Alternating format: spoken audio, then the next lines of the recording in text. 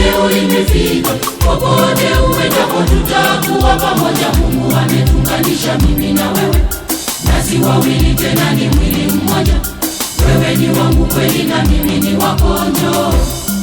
I love you mpenzi wangu, I need you siku zote. I love you. Mungu ametunganisha mimi na wewe, nasi wawili tena ni mwili